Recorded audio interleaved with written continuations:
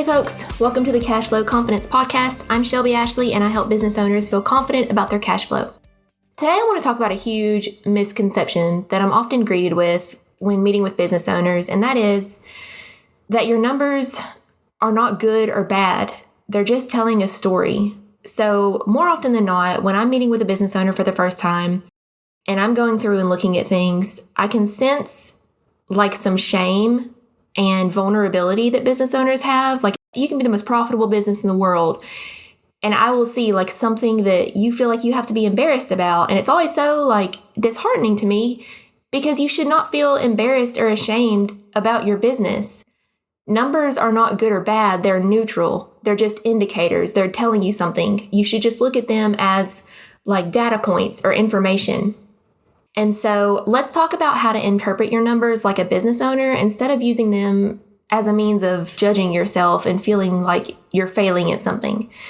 So like I said, numbers, they're just data. They're not a verdict. A lot of business owners feel stress or shame when looking at their financials. And your numbers aren't there to make you feel bad. They're just there to give you a sense of direction. So for example, if you have, really low profit margins, it means there's an opportunity there to improve your pricing or, take on more clients or cut out some unnecessary expenses. It doesn't mean that your business is failing or that it's just driving into the dirt. Think of your financials like a GPS. Okay, they're kind of telling you where you are so that you can decide where you're going to go next, right? Another different story that your business might be telling you is maybe you're growing your business, but you're very cash poor. So you have a high revenue, but not a lot of cash flow. That might mean anything. It could mean that you need a better collections process. It could be something about your pricing strategy, right? It doesn't reflect back on you.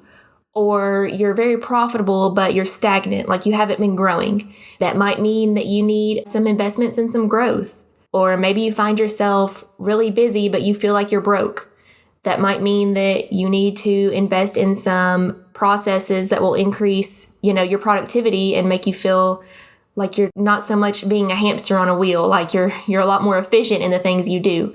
Your job is to be the author of the story that you want it to tell, right? So 6 months from now, 12 months from now, what kind of story do you want your business to be telling you? And another reason why it's so important not to assign judgment to your numbers is because when you look at your business or you look at your bank account and you think, oh, this is so bad, this is not going well, it really starts to affect your confidence as a business owner. And if you've been in business for more than a day, you know that the way you show up to your business is paramount to anything else. And so it's very important to use your numbers as a sense of data, like, okay, I see what's going on here, so let me take that and decide what needs to be done about it. And then you'll feel empowered to go out and do those things as opposed to, oh, this is bad. Oh, I lost money this month. That just means that I'm not good at what I do.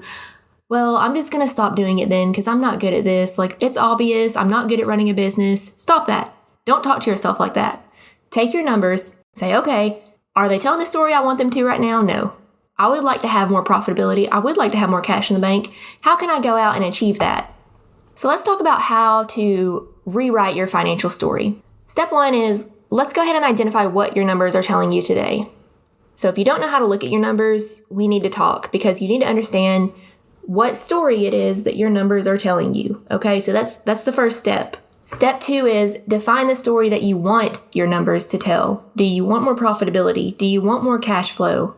Do you want fewer expenses? Do you want more growth? Okay, what is it that you want your business to tell? And so step three is reverse engineer the path. What financial shifts need to happen so that your business is telling the story you want it to? Do you need to bring on more employees? Do you need to delegate some of your tasks? Do you need to buy new equipment? Do you need to sell some equipment that you're not using? Do you need to try to expand into other markets?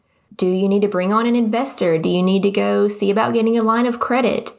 Do you need to pay off your line of credit? Right? So what is it that needs to happen so that you feel more aligned with your business? And then step number 4, just start tracking your progress. Track your progress like a book with new chapters. The old chapters weren't great. What are the new chapters going to say? Start to track your progress and make sure that your business is more aligned with the story that you want it to tell you. So the key takeaway here is that your numbers are not good or bad. They don't mean anything about you or your worthiness or how valuable you are to your business. They are a tool. Don't make them to be any more than that. Use them as a tool to create the business that you want. And then ask yourself, what's one part of this financial story that I would like to change? And so if you want to, let me know what your biggest financial challenge is. If you feel like your business is not telling the story that you want it to tell, let me know and we can try to reverse engineer that and find out what that story is. So you have the power to write your financial future. Make sure it's one that you're actually proud of.